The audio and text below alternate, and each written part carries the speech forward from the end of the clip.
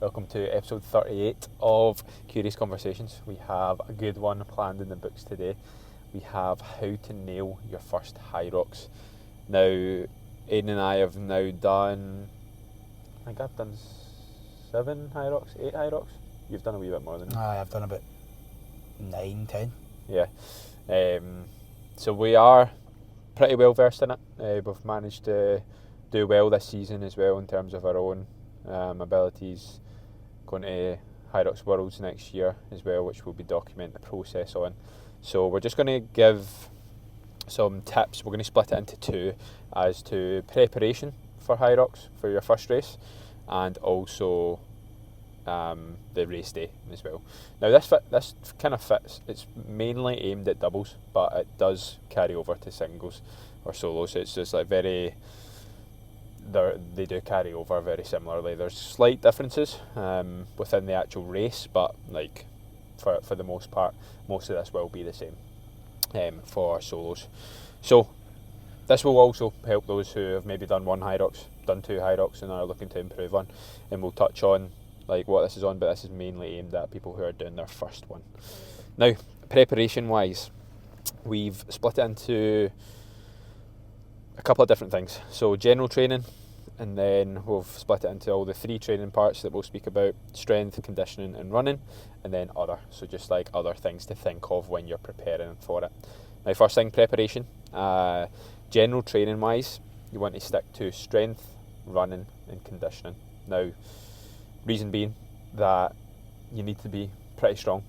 You need to have a decent level of running, and you also have to have some conditioning pieces in there for the actual feeling that it's going to be like when you're doing Hyrox, when you're on race day. We recommend, in terms of a preparation standpoint, 12 to 16 weeks as out. That's what you want your training block to be, preferably 16 weeks, with maybe a 1 week deload in the middle of that.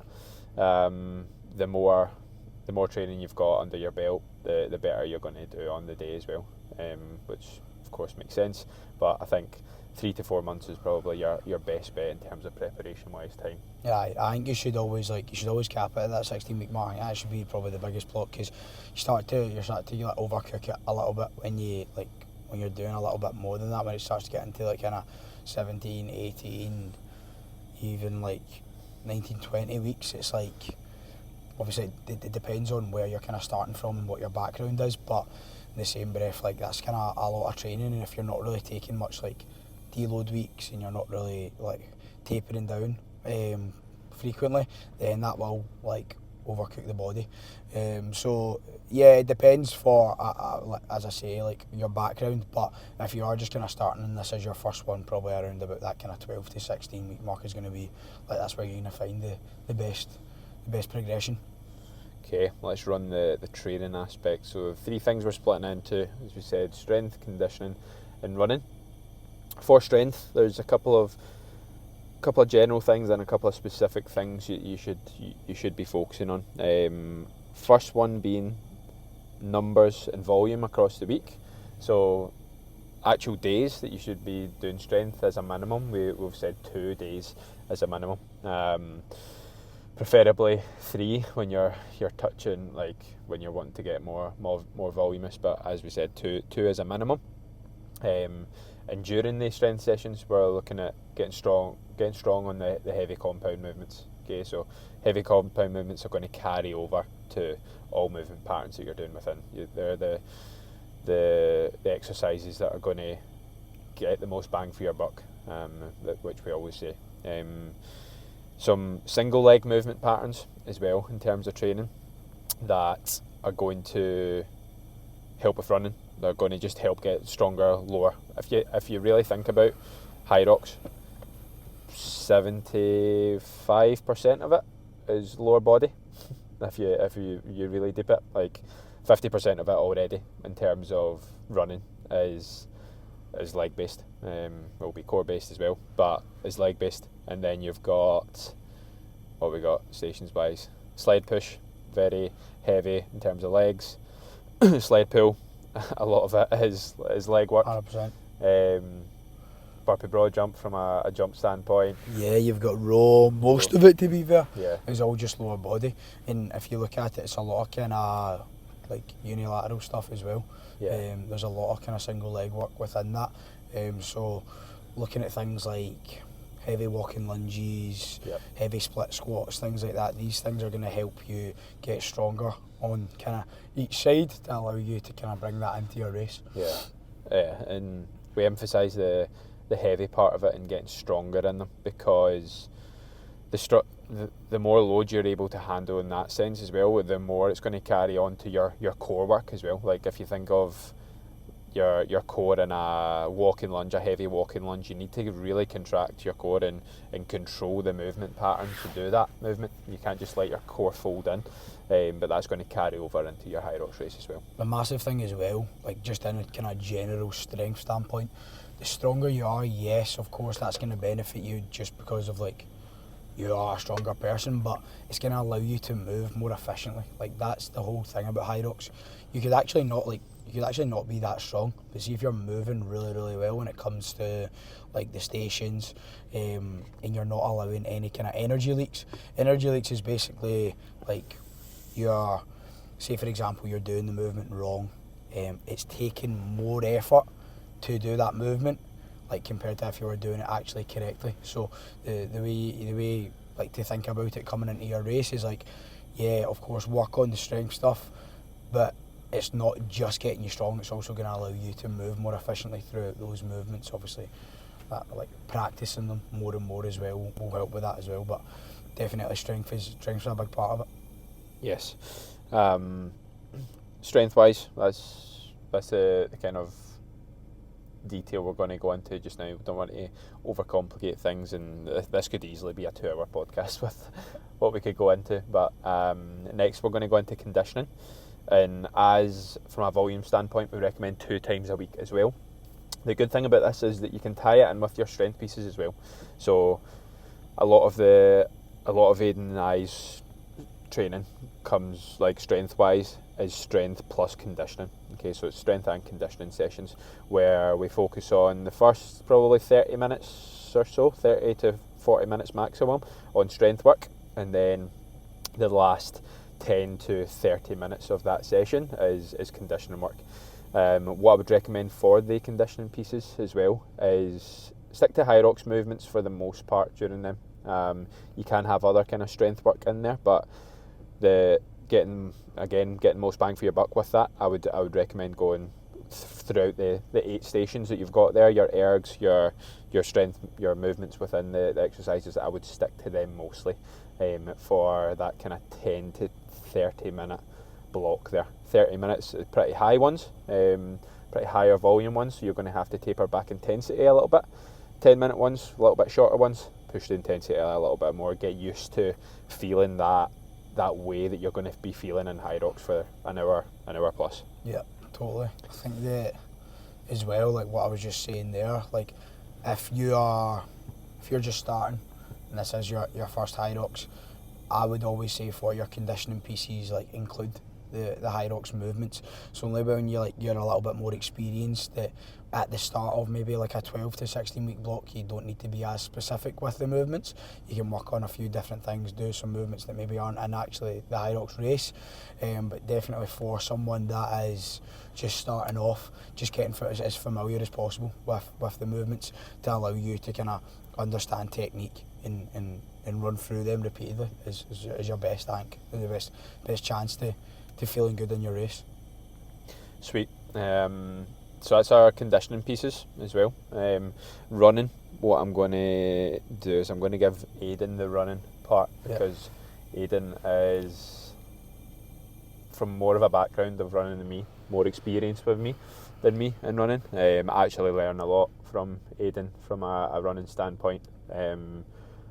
First thing I'm going to say from a running piece is I recommend running with others. That's been a massive one for me in terms of running. Kaizen Run Club in Glasgow I'm actually wearing them. I'm repping them right now. They've been a massive part of my running journey. I joined them the first time they started, and I wasn't a runner whatsoever beforehand. and I'm now decent at running. I've got so much quicker, so much better over long distance, over short distance, so much quicker, and I put it down to a lot of the time running with other people and running with people who are better than me. So run clubs are a great addition for that, but I'll let Aidan run me this year. 100%. It's one of those ones. I think that for your running, when it comes to, not even when it comes to just Hyrox, but like running in general, just getting better at running is like, it doesn't really matter too much about what you do when you're starting.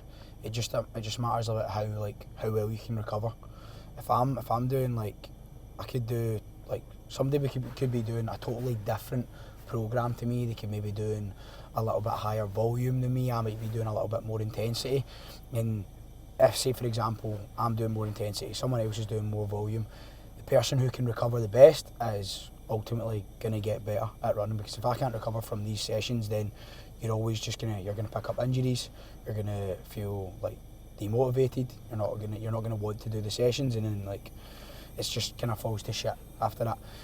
But for me, the things that I would always include, talking about someone that's just starting, the main focus should be building your base. I feel like the bigger your base is, the better you're going to be able to do at a Hyrox, and that's just kind of plain and simple. So the main focus for someone who's starting is just to build that base, get a lot of easy miles in, and gradually build it up through time. Like if you're doing it yourself, then a kind of thing that a lot of people say is to increase it by 10% every single week. But it's also about kind of listening to your body when you are in that state and you've maybe not got a coach to kind of speak to you about it. Then it's just about kind of listening to the body, but also understanding like there needs to be progressive overload throughout. And once you've built that base, that's when you can start to change up the runs a little bit. So I would maybe say like coming into like a faster pace run. It's hard to say like threshold for someone who's like just starting, because you probably don't know what threshold actually means, or you don't know how that feels. So it takes a bit of time to kind of figure that out. So just kind of going at a faster pace. Maybe that's a track session, an interval session. But yeah, the main focus for someone just starting to go into a Hyrox is building that base and gradually building it up and getting the miles in the legs. If I can jump in a wee second with a beginner standpoint, if you've got a watch, that a watch is going to be your kind of best bet and best friend during running. No, it's not 100% accurate, but in terms of what Aidan's talking about from a threshold standpoint, you're looking at zone 4. So you've got zone 1, 2, 3, 4, 5. Your zone 4 is there or thereabouts going to be your threshold pace. Okay, so that's trying to stay in your watch. Your watch will have different zones. It will tell you when you're in zone 4. Apple, Garmin, Coros, they're all different in the sense where it will tell you, but it will tell you if you start looking. So that will give you a brief idea as to what pace you can run at that point. 100%. I feel like, as I say, it depends who you are. It depends what your background is. But there's probably a lot of people out there that every single run's a zone 4 run. Yeah. Do you know what I mean? Yeah, so, like, looking at that, the main focus would just be to kind of strip it back, get used to kind of just running for longer bouts of longer periods of time, and gradually building it up, and then that's when you can start to, as Anton says, like involve the threshold runs, involve the interval runs, and kind of gradually build that up, and then you can have that variety. But building the base is probably the biggest thing for someone who's just starting. Sweet. Let's go into some other things to do with preparation. We've got a couple of different things that we'll go over with like miscellaneous things to think of with the preparation, and then after that we'll run into the actual race day, like the slight preparation before race day and on the day, what that's going to be like. So other parts. So I would say, like, so for this part here, we've got be more specific when it comes to Hyrox movements. So if I look back to mine and Anton's 16-week block, we started the first kind of half of the block just really dialing in on strength and our weaknesses. So for us, our ergs weren't as good, so we're putting a little bit more time and effort into them, and we weren't doing as much conditioning. We were doing just kind of strength and running separately. This just allowed us to build these things up and have a little bit of time working on them. So that allowed us to kind of bring it in, and we only started to get a bit specific when we got closer to that race. So say for example, it was probably around about that kind of 4 to 6 weeks out, we started to get really specific, take a strength session out, and really start to ramp up the conditioning, and we had a big kind of conditioning session on the Sunday, so just kind of allowing us to like really feel that feeling. But I would genuinely say like you don't need to get too specific until you're at that kind of 6 week mark. If you've got like a 16-week block to work with, maybe you would do it a little bit sooner if you didn't have as much of a bigger block. But yeah, that's the thing. Like, work on your weaknesses, work on like the things that you're maybe not too familiar with at the start of the block. Maybe things that for our case it was the strength side of things, and then you can gradually keep that there, but also start to include the conditioning piece and the kind of compromise running stuff. So that's how I would work it. Yep. In terms of ergs, okay, so obviously within the race you've got ski erg and row erg, and with these, like, a lot of people on race day will get to these and they'll just send it, like, especially the ski standpoint, because it's the first station. The adrenaline's high, like you're pretty much just going to go as hard as you can at the first part. What that'll do, you'll get absolutely gassed, you'll redline, and then the rest of the race will feel absolutely terrible. So best thing you can do on these ergs is try and find a pace on the erg that you can stick to for around 5 minutes. Like, that's like, this is a simple thing to think of. Find a pace where you can stick to for about 5 minutes without resting. That'll be a rough marker as to where you can sit there or thereabouts to hold for that 5 minute period, because you don't really want to be starting at a fast pace and then dipping off at the end, because then that's when you'll be particularly tired. Exact same with from a running standpoint. So on both ski and row, throughout your kind of conditioning sessions, or maybe even doing some specific erg work, then try find that pace where you can hold for about 5 minutes, and it will tell you on the screen like what pace you're holding, whether that's 2 minutes, whether it's a 1:55, 2:15, whatever that you can hold for that 5 minute mark. That's what you're going to try and do during the race day. Yeah, 100%.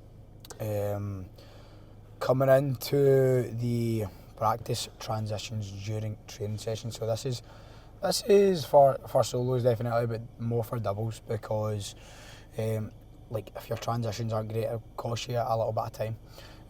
Something that me and Anton have worked quite a lot on, because we probably wasn't as great to start off with, just because we didn't really know what was best. It's a lot of trial and error for your first one. Just kind of the main thing is like taking data from your training sessions with your partner, obviously if you're training with your partner, and just getting used to like moving the sandbag over, dropping the kettlebells and picking them up, things like that, and how you're going to be moving through like the sled push, sled pull, because it's vital. Obviously it'll take probably a couple seconds off your time, but it all adds up.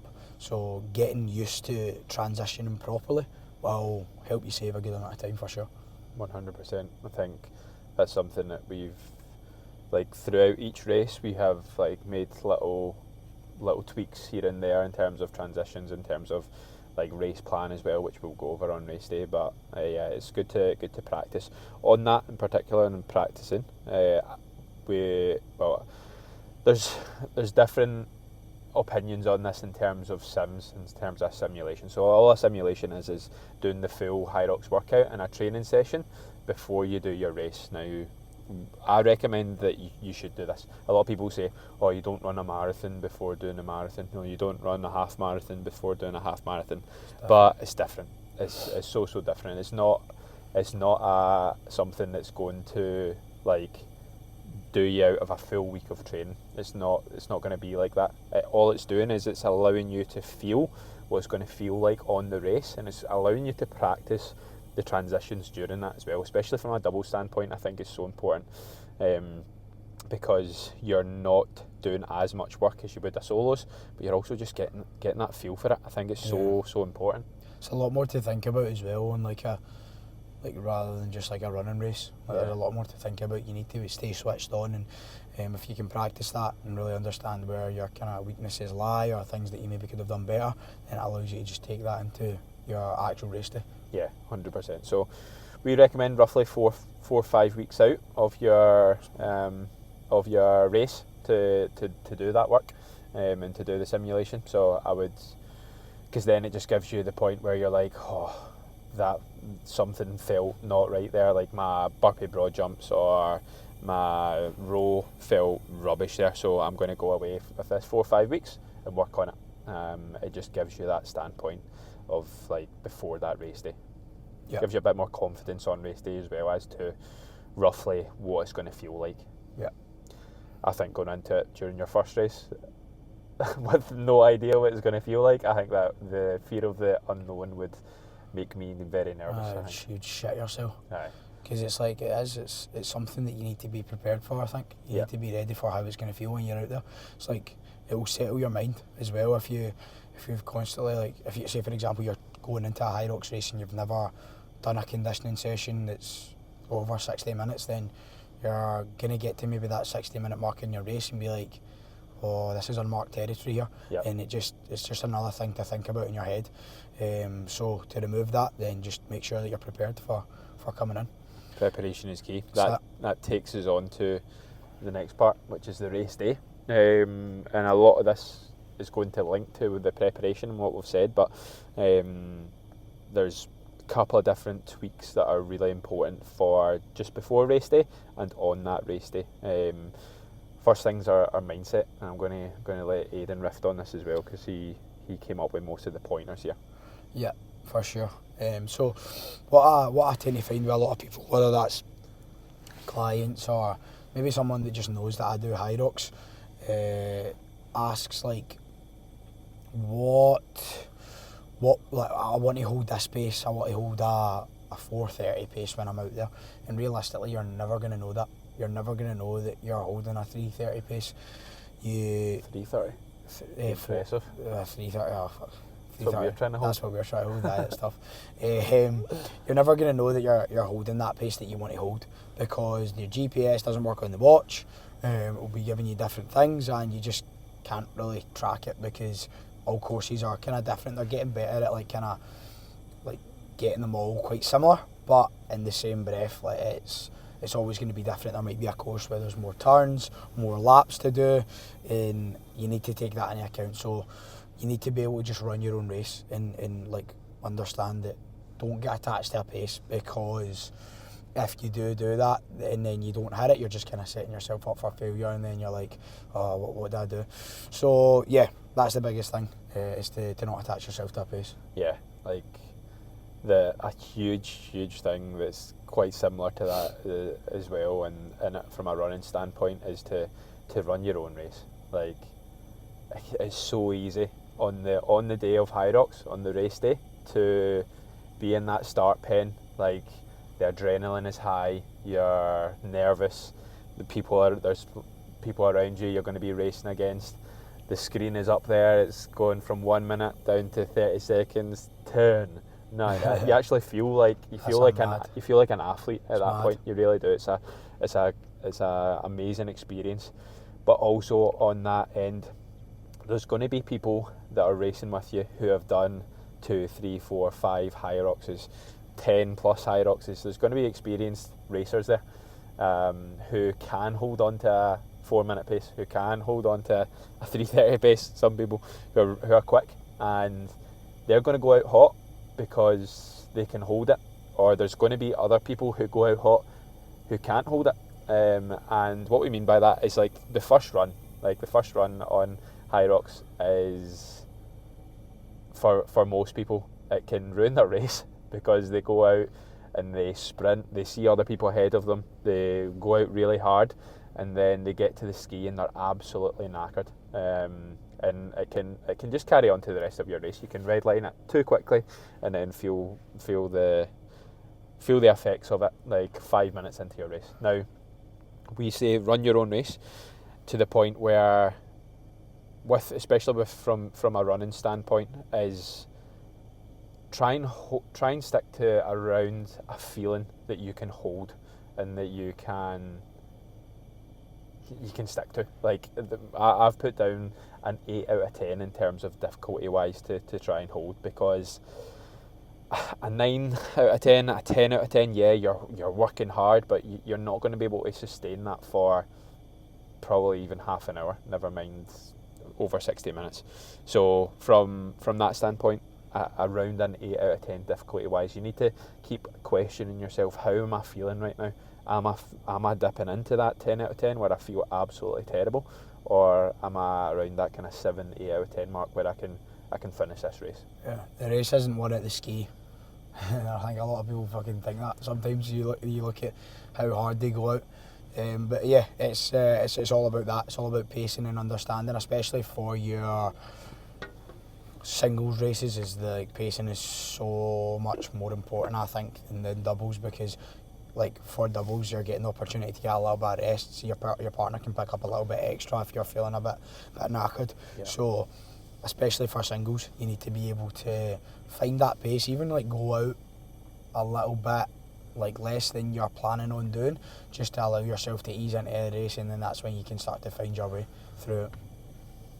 Yep, a big part of what Aidan and I do every single race is visualise the race beforehand. Now, a lot of people, like a lot of athletes, talk about visualisation and the importance of it, but my first couple of races I didn't do it, and now I do it every single race, and I notice the difference. And what I mean by visualise is understand the race course first off. This is something that Aidan's really good at, and that he will be searching for the race course as soon as it comes out, and then the days afterwards. It's usually around 3 to 4 days before your race, or before the first day of Hyrox, that it comes out. So when that comes out, look at it, understand it, and like study it for a little while to understand, right, this is when we're going in. So for example, it's different for every race. In Dublin there, you were in on the 3rd for the first and the last one, but in on the 4th every other one. Now, if we didn't study that, if we didn't understand it going into it, your brain would be mashed during the race, because you're already thinking about other things like, oh god, I'm redlining here, my partner's going faster than I am, this, that, the next thing. So understand it to the point where like you know it so well. Like, yeah, every race we've done is different. It's like muscle memory. Like when you go into a race, like a lot of the time when I go into one, like I just know what's happening. Like I don't need to think about it sometimes, because I've already studied it as much as I possibly can. Yep. So yeah, it's again another something that you don't need to think about once you've studied it. It takes a little bit of ease off you. Yeah, and something we've put down from a nutrition standpoint. Now, we've not touched a lot on nutrition here, because it can be a minefield and we could talk about it all day. But from a simple standpoint that a lot of people mess up is, don't try anything new. Like, stick to nutrition, stick to things that digest well with you, that you eat on a regular basis. Don't try new gels, don't try new nutrition supplements like the day before. Stick to what you know, stick to what your stomach can handle, because you can completely ruin your race with trying something new. You could be halfway through like onto the row, for example, that we usually take a gel and then shit yourself on the next run. Literally. There's people who shit yourself. There's people who have that, like, where they try a new gel or try a new like supplement or something, and they're like, my stomach's in bits here, and that's all you can think of at that point. So, simple thing, don't try anything new. Do not try anything new. That's that. From a station standpoint, we've kind of covered the running in terms of try and stick to an 8 out of 10, roughly, in terms of difficulty. Don't push it too much, and run your own race. And then stations, from the ergs that we spoke about from preparation beforehand, try and stick to that pace, or a little bit slower. than you've practiced on race day. Again, from a ski standpoint, something that we done in Cardiff. Do you remember in Cardiff feeling like shit coming off the skis? Aye. Because we're like, oh, we're feeling good here. We'll go a bit faster on our skis, and then the run into the sled push. I remember, I think Aidan started the sled push, or like it was my first rest in the sled push, and I was like, I feel terrible. Do you know what I think that was down as well? That the run, that was probably our fastest run. Mind that was like a 3:36 or something like that. Oh, it was after the ski, wasn't it? Aye, after the ski. That's probably what it was down to be fair. But we did go hard on the skis, definitely. which wasn't the best of ideas. Yeah. And one of the most important things for stations, or just the overall race, is having a game plan, and having a rough game plan is what I should say, because you could go into the race like and have zero game plan and like be like, right, so on the ski I'm just going to go until I'm tired, but that's not a good idea. You should have a rough game plan as to, right, I'm going to do 250, you do 250, switch, do 250, do 250, like as an example, and play to your strengths if you're doing doubles here as well. So from a double standpoint, if I'm stronger on the ergs than Aidan is, I take a little bit more on the ergs. If Aidan is stronger on the sleds, he takes a little bit more on the sleds. I would recommend trialling this out during your simulation, but from that perspective, always have a rough game plan in your head. And again, with the visualization standpoint, I do that before the race. I do it the day of and probably the day before, where I actually visualise myself thinking like, right, okay, run one, where this is what it looks like. During the ski, this is what it's going to look like. I'm going to be starting. Aidan does a little bit, I do a little bit there, so on and so forth. So have that in your head, have a brief idea. Yep. Sweet. Class. That is how to nail your first Hyrox. So you get a sub 50. yeah, we should listen to that. Yeah, we should be listening to us back. So yeah, that's from more of a like a beginner Hyrox standpoint of it being your first one. Now, it will definitely help if you have done one already and you're looking at doing your second one. You just want to touch up on a couple of things. It will definitely help with that. But this is just like brief things that are really going to help you. Personalisation is going to be massive for you. So getting a coach who knows what they're doing will of course help with this. Or following some sort of plan that's going to help, which of course Aidan and I can help with as well. Link in the bio. Link in the bio. From a group training standpoint, and as I said, training with other people, Sin is going to be your best bet.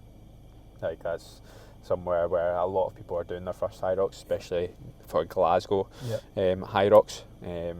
Also, if you need more of a personalisation standpoint, Building Body and Brain is your go-to from that perspective. But yeah, that is how to nail your first Hyrox. Class. Anything else to riff on? If you've got any, like if you've taken anything from this podcast, then send us over a little message. If you've got any questions, if you're doing your first Hyrox, send us over a little message as well, just because we'd be more than happy to help. If you've got anything that you don't really know or you can't really find any information on, then send us over a wee DM. We can help you out. And we can't wait for you to tag us in the story when you get your first flag as well, because you listened to this podcast. Yeah. Tag us, give us all the credit. So yeah, that is how to nail your first Hyrox. If, as Aidan said, any questions you have, drop us over a message on Instagram at Anton Grimley, at AidanGlasgow1. Yep. And we will see you in the next one. Stay curious. Bye.